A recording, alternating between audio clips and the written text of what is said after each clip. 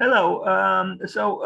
Today is the 14th of May 2022, and we'll talk about two architects.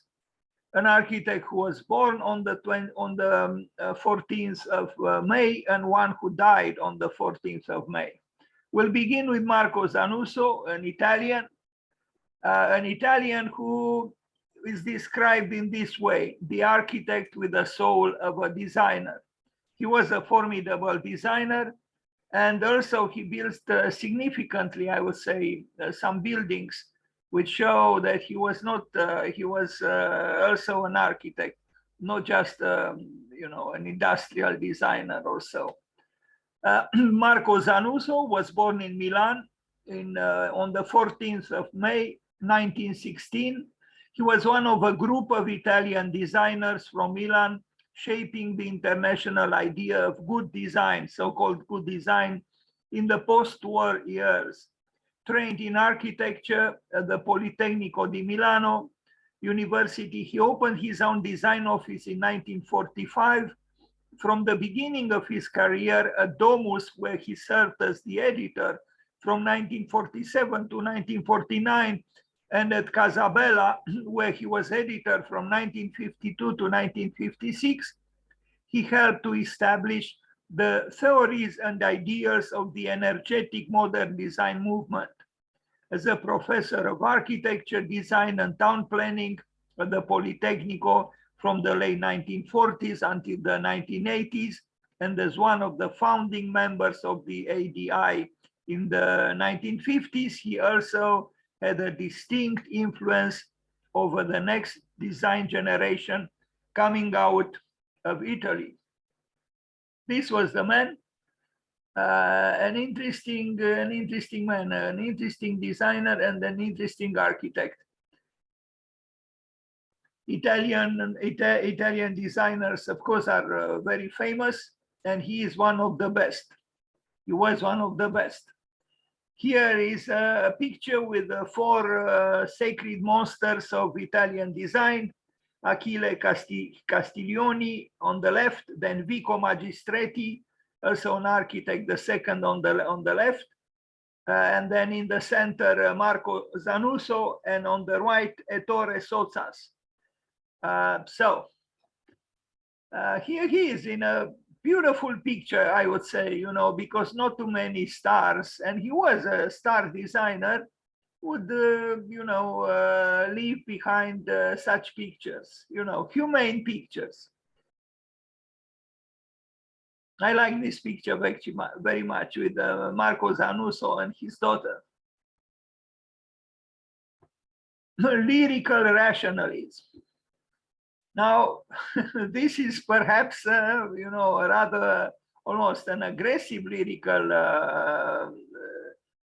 rationalism, but I like this picture very much, and that's why I chose to place it on the invitation, the invitational message, because it has the force of some kind of a virile hope that those two elements which extend towards us horizontally, they seem to have almost a biological longing for growth.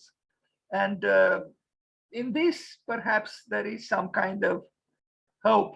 The metabolists in Japan used to work like this. There is a famous library built by Arata Isozaki, which has a certain similarity in this respect.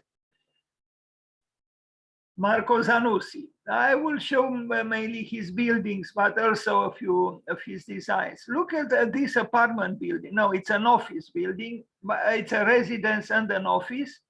I find it interesting. You look at the top, the handrails seem to have some kind of, or I don't know what it is. There seems to be some kind of a decorative element. The decorative element also is present on the vertical parts of the building. So it's not just, a banal block of flats. It has character. It has a certain as I mentioned earlier, you know, or somebody did, and I just reproduced the words, lyrical rationalism. This is a house. This is just a short aide memoir of some images of his work, and then we'll go more in detail. This is a factory, I think, for Olivetti, pottery fabric. It's a factory for pottery. Marco Zanuso, Casa Arsale in Sardinia.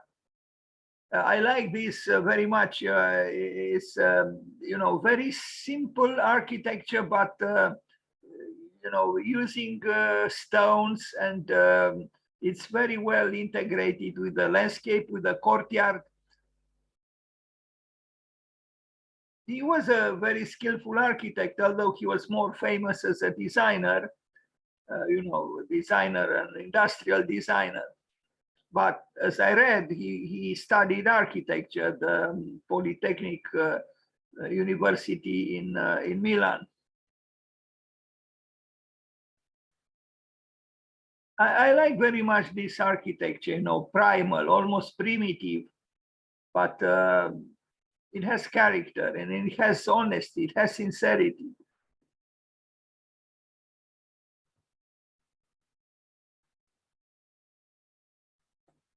I think it would be a very pleasurable place to live in, even for a vacation.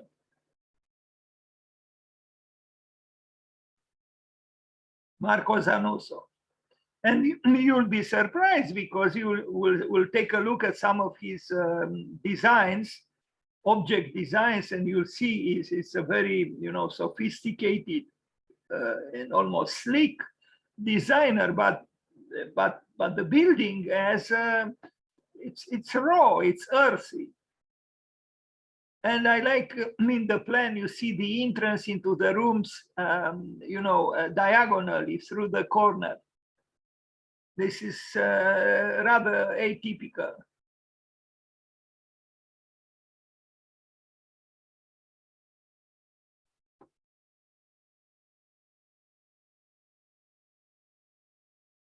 So this is in Sardinia.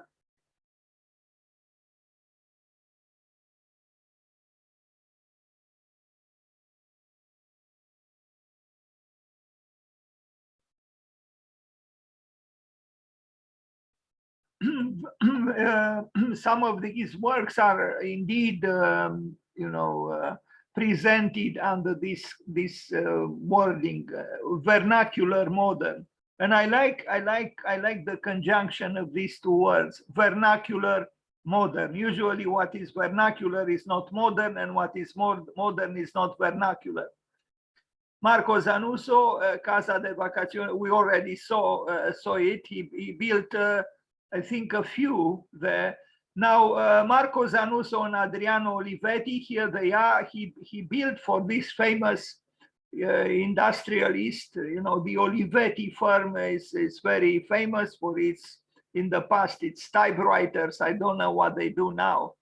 And anyway, on the left, Olivetti, on the right, Zanuso. Fabbrica Olivetti in Sao Paulo, 1957, 1959. And he built another one. I forgot where, in Argentina, I think. Well, we'll look at it too. But you see, it's a factory, but it has, design is powerful, it's interesting. And, you know, a factory doesn't have to be banal in order to be a factory. Luis Kahn also designed for Olivetti beautifully.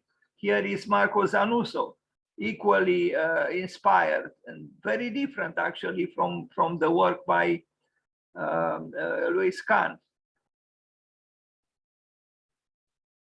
In my opinion, a good architect could be a good designer, and a good designer could be a good architect. But they are related, the two. Although there is a difference, of course, between designing an object and designing a building. Ideally, a building should be more than an object. although many architects call a building an object, Rem Koolhaas included. You see here the typewriters, the Olivetti typewriters. Now, yeah, the other Olivetti building is in Argentina, in Merlo, designed differently and, you know, very interesting work. This is a model. Here it is, Olivetti.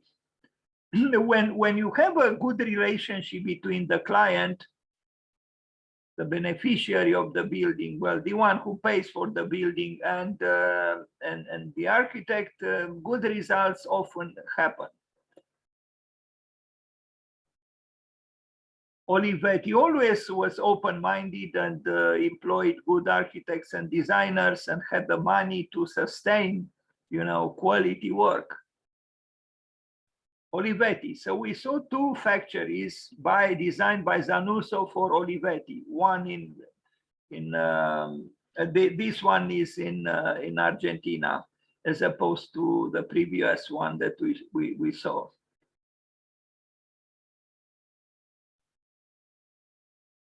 Now the IBM headquarters in Milan, Santa Palomba, 1968, 1979, clean, you know, almost international style architecture with a certain optimism.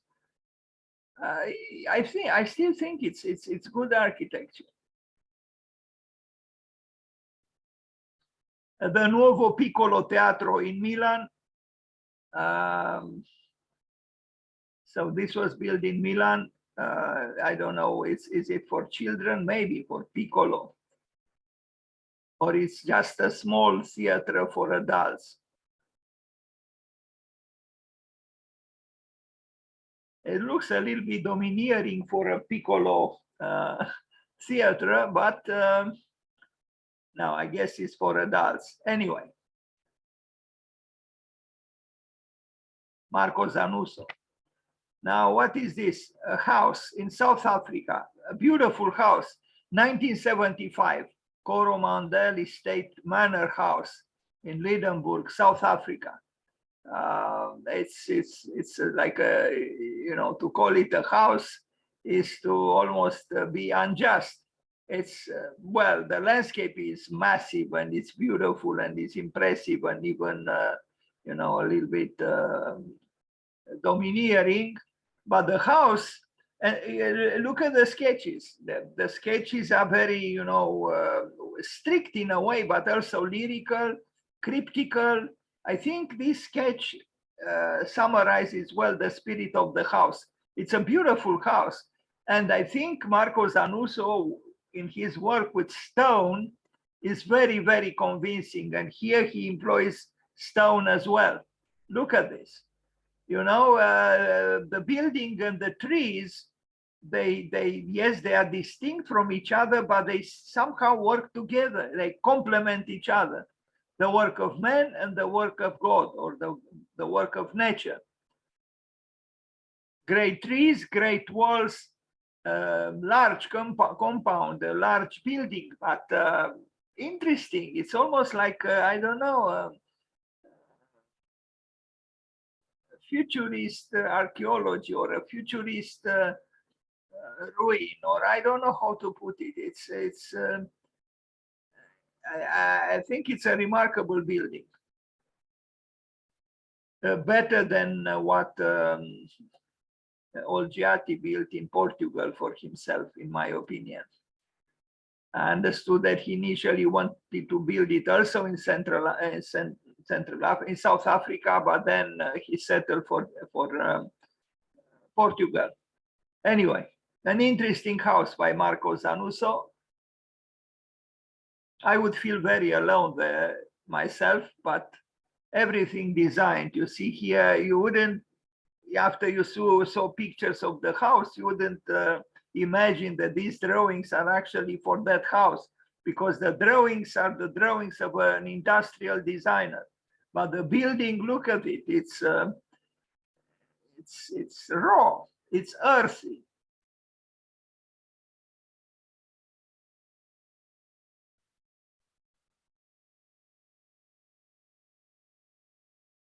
No, this this designer, this industrial designer, truly had a great understanding of stone and the tectonics of stone and the aesthetics of stone.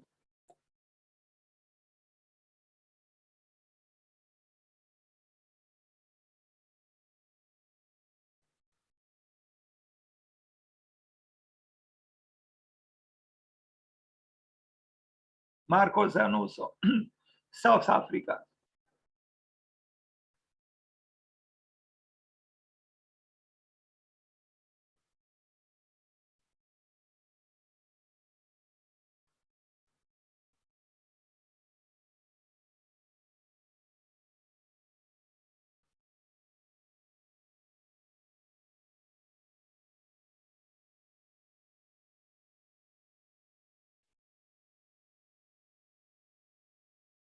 I like this fact that although it is, approximately a new house, it could have been, older, from another time almost. It has this quality of something that somehow transcends time, although touches of modernity, especially at the inside, are obvious. So Marco Zanuso in South Africa. Now here we see the designer with that extravagant pipe on the ceiling. Now some works as a designer by Marco Zanuso. Here he is, Marco Zanuso, designer, but like other Italian architects and designers, he also contributed theoretically through writings, through editorial work for Domus, for Casabella. This is very typical, or was very typical, of Italian architects and designers to contribute also theoretically and be involved in publishing. Now this phone was made by him, designed by him. So was this fan, and yeah, there is a difference, some difference, maybe superficial, between his industrial design, his objects, and his architecture. Because these are indeed to be produced, to be mass produced, they are slick, they are indeed industrial designs, they are perfectly, calibrated, designed. This is a radio. Marco Zanuso.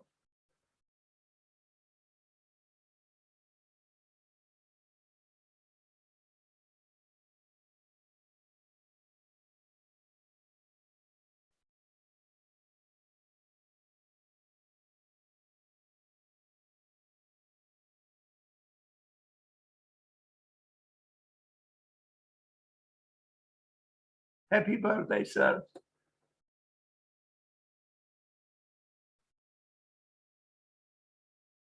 Some chairs for children.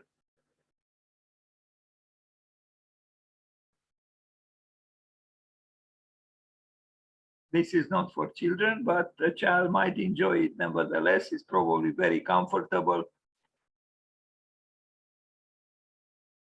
Now, this is probably the longest sofa I ever saw.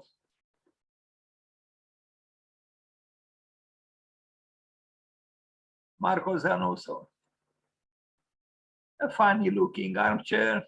Martingala easy chair.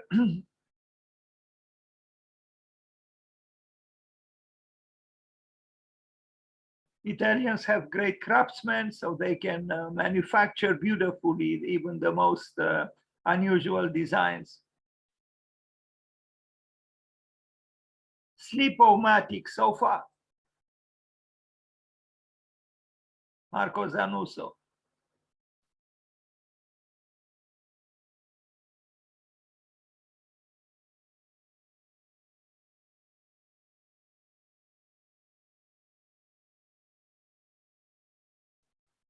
Marcuso table. Well, this one probably, I don't know, for my taste, the legs are a little bit thick, but I guess it does the job.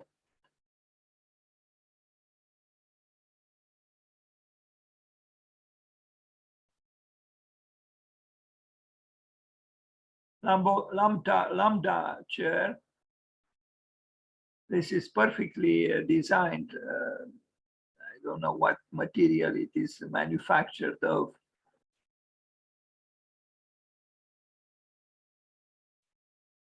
Mobile housing unit, created this for an exhibition at the Museum of Modern Art in New York in 1972.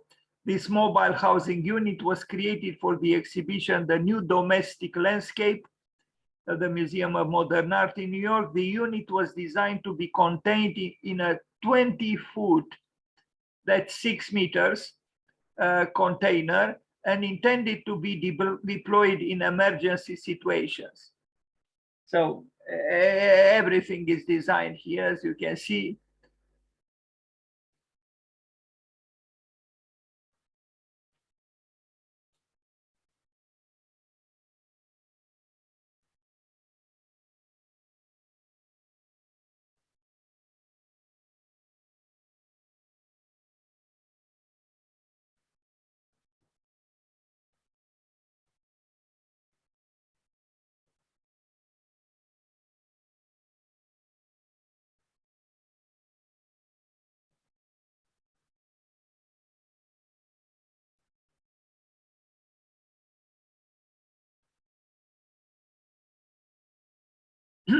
So 50 years ago, this was made in 1972.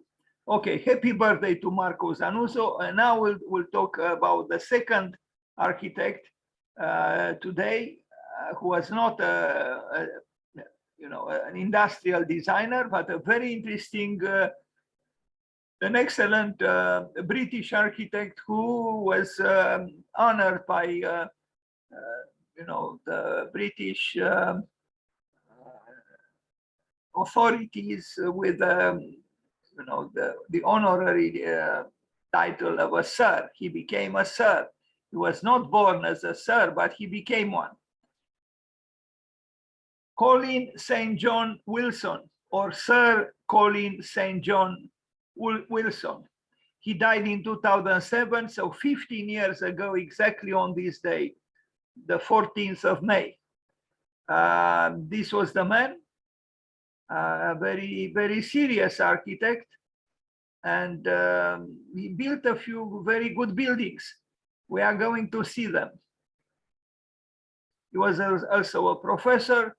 So let's read a little bit about him. Sir Colin Alexander St. John, or Sandy Wilson, was born on March the 14th, but he died on the 14th of May 2007. Was an English architect, lecturer, and author. He spent over 30 years progressing the project to build a new British library in London, originally planned to be built in Bloomsbury and now completed near King's Cross. Wilson was born in Cheltenham, the younger son of Henry Wilson, a Church of England clergyman who became Bishop of Chelmsford from 1929. His father was known as the Red Bishop as a result of his sympathy for the Republican cause in the Spanish Civil War. Wilson was educated at Felsted School, and he studied history and then architecture at Corpus Christi College in Cambridge from 1940 to 1942. When he joined the Royal Navy Volunteer Reserve, he served as a lieutenant in a communication squadron of the Fleet Air Arm in Europe during the Second World War, and then India. He was demobilized in 1946. He completed his studies under Sir Albert Richardson at the Bartlett School of Architecture at the University College in London, graduating as an architect in 1949. After graduation, he worked at the London County Council Architects Department from 1950 to 1955 under the directorship of Sir Leslie Martin, who became his partner, an excellent architect. Please remember this name, Sir Leslie Martin. Alongside James Sterling, Allison and Peter Smithson, Alan Colquhoun, Peter Carter and William Howell. I made presentations on James Sterling and Allison and Peter Smithson, very important British architects. His designs of this period include the Le Corbusier-inspired Bentham Road estate, Hackney, which you are going to see. Wilson was involved with the independent group of artists at the Institute of Contemporary Arts in London, and he contributed to the seminal This Is Tomorrow exhibition at the Whitechapel Art Gallery in 1956.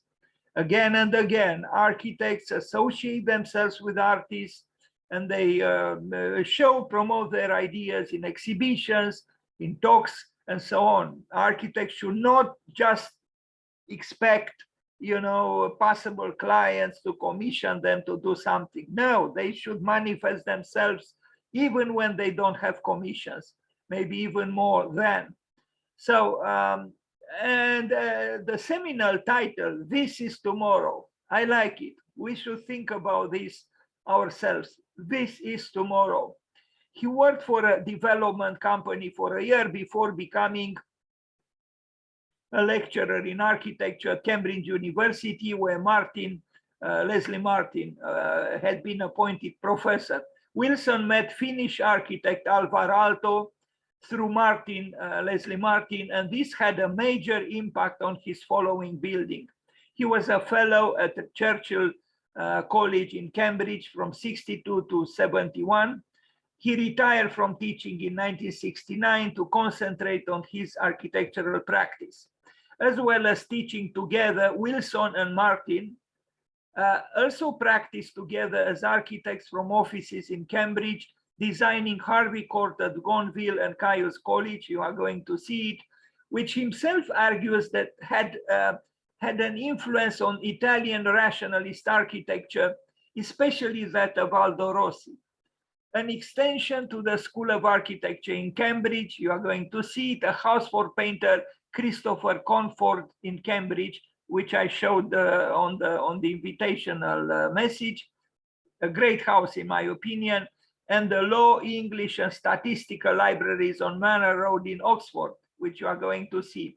Wilson designed his own home in Cambridge on Grantchester Road. He was commissioned to design the proposed Liverpool Civic and Social Centre, but the building was never finished, being deemed fascist by the council. He also designed an extension for the British Museum, which was also never realized. The most significant influence on Wilson was the Finnish architect Alvar Aalto, who, though a modernist, did not always follow the modernist orthodoxies that were current at any given time. In a famous speech to the Royal Institute of British Architects in 1957, Alvar Aalto said, quoted by various writers with minor differences in wording, "The architectural revolution, like all revolutions, begins with enthusiasm and ends with some sort of dictatorship." It's true. Wilson embraced this line of thought and developed it further in one of his best-known books, The Other Tradition of Modern Architecture, The Uncompleted Project, from 1995. He was probably, referencing, the dogma that modernism, like any other revolution, arrived at. So we have to be careful about this. Here is, his portrait as a statue, as a sculpture. Now, the Betham Road estate and Hackney, this is an early work he did together with Leslie Martin. They worked together. And, I read they were kind of influenced by the apartment buildings by Les Unités d'Habitation by Le Corbusier. But this is very well crafted, and it's almost stylish. Not so much in this picture, but in the previous one. And it's a good building. Look at the cars and look at the building. Much more modernistic, the building.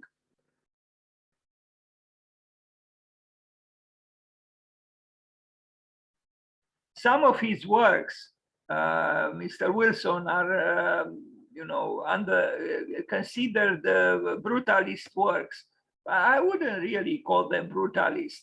There was a book published a few years ago called SOS Brutalismus, and some of his works were present there.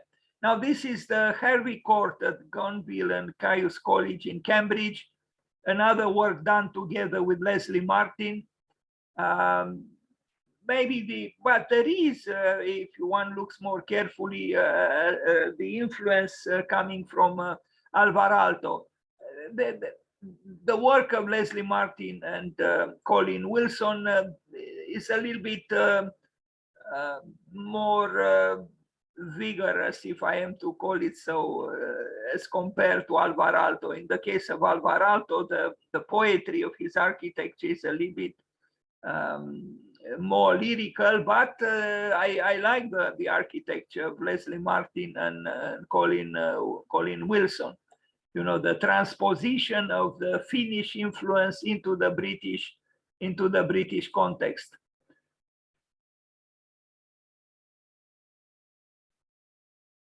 You know, it's a dormitory. That's what we look at here.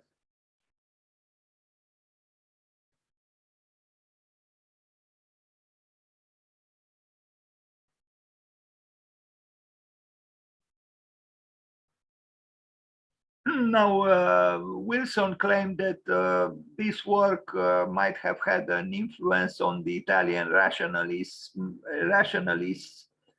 I don't know, maybe. Here there are some echoes, a little bit of Alvar Aalto. But I think the influence of this very special Finnish architect on the British architecture was a positive one. Extension to the School of Architecture in Cambridge, also done by them. Actually, I'm not sure if, but I imagine, I'm not sure if Leslie Martin was present here too. It might have been just the work of Colin Wilson. So we are in Cambridge, the extension to the School of Architecture.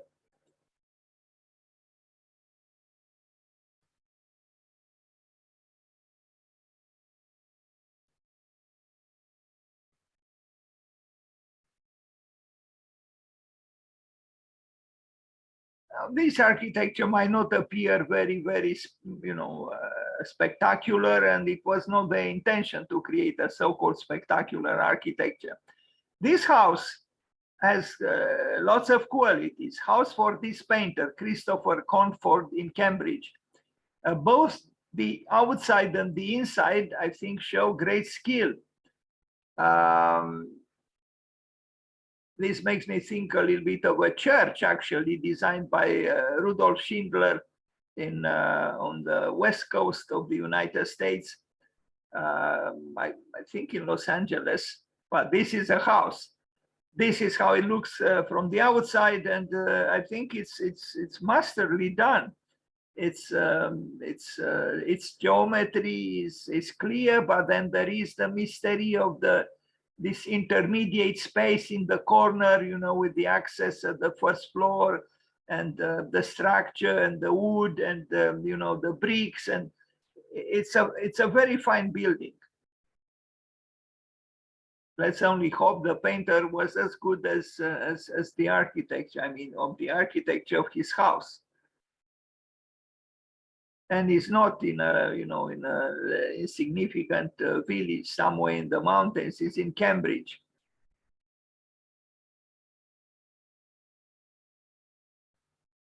So Colin Wilson, Sir Colin St. John Wilson. Here there are some echoes from Alvar Aalto. I like the romanticism of the Britons.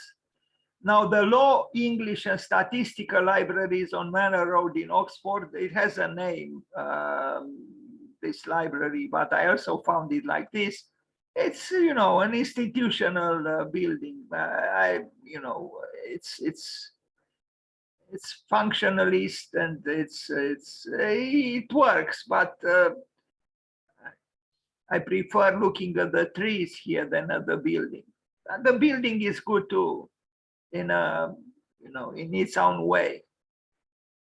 what impresses me here is how many people are in the library, as opposed to the library here in Bucharest, in the school that you are in. I don't think, anyway.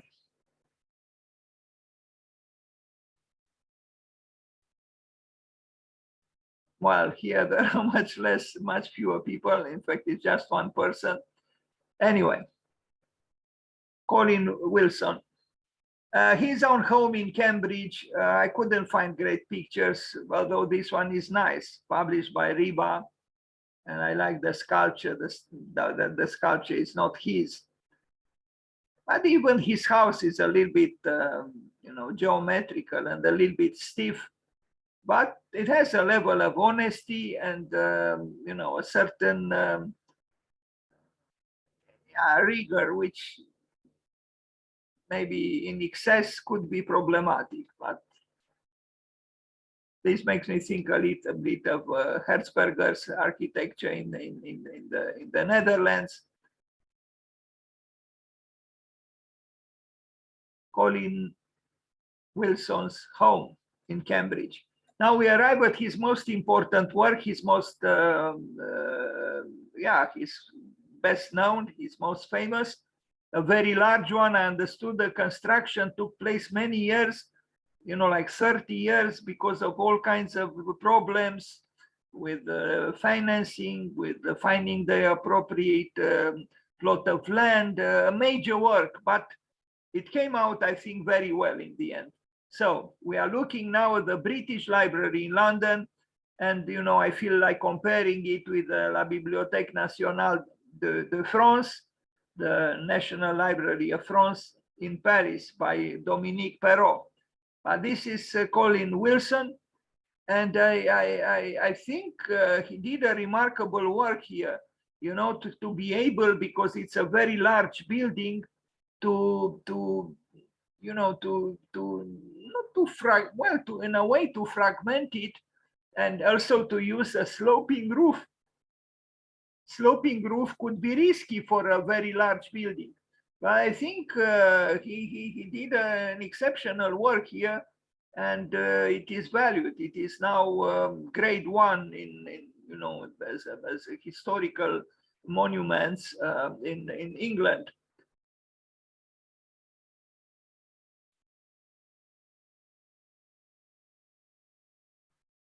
So the British Library in London, Sir Colin St. John Wilson, the architect who died on the 14th of May, 2007. Look at this, the vicinity was a difficult one because of this building. He didn't try to mimic, the architecture of the neighbor. He created an ensemble that is, definitely modern, but not irritatingly modern. It's because of the material he used, the colors, also the sloping roof. So it's a sensitive modernity, although the scale of the building is large. The interior to me is less satisfying than the exterior. Something of the exterior would have been welcomed, I think, inside as well. Now these Scandinavian hanging lamps try to bring in, I guess in this is another homage to Finland, although these were done in Denmark, I think, but I don't know. I find the building more interesting and more sensitive even towards outside. This whiteness, excessive whiteness of some parts, and the kind of the banality of this stair, it's kind of cliche to do a stair like this. Here, there are interesting things happening, but these white columns and what is happening here is rather, in my opinion, uneventful and uninteresting. But from the outside, this is truly a great work, to be able to create such a big building in a modern key, but also with something, so to speak, a little bit picturesque, a little bit romantic. And the color palette is chosen very well, I think.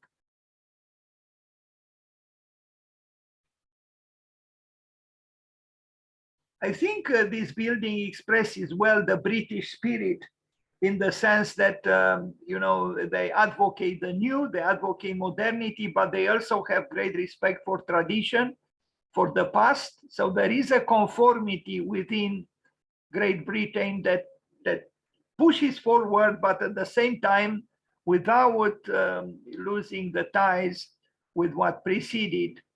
And this building shows it. Again, the interior, for me, is not very satisfying, but the exterior it is. Maybe also because I'm sensitive to color, and I think I particularly like this picture, you know, where you see the old building, maybe from the 19th century Victorian building, and then this large building built by Sir Colin Wilson, but it's still you know, engaging, and the dialectics between this building and the one across the street, I imagine is across the street, is enhancing both, actually. And you see the site plan, you know, it's a difficult site in a way, and I think he handled it very, very well. It's both ordered and surprising. It's not rigid, although look, this is a huge building. Good work. And we end this short presentation like an introduction in the work of Sir Colin St. John Wilson. This is his tomb, his grave, and it's written on it, Sir Colin St. John Wilson.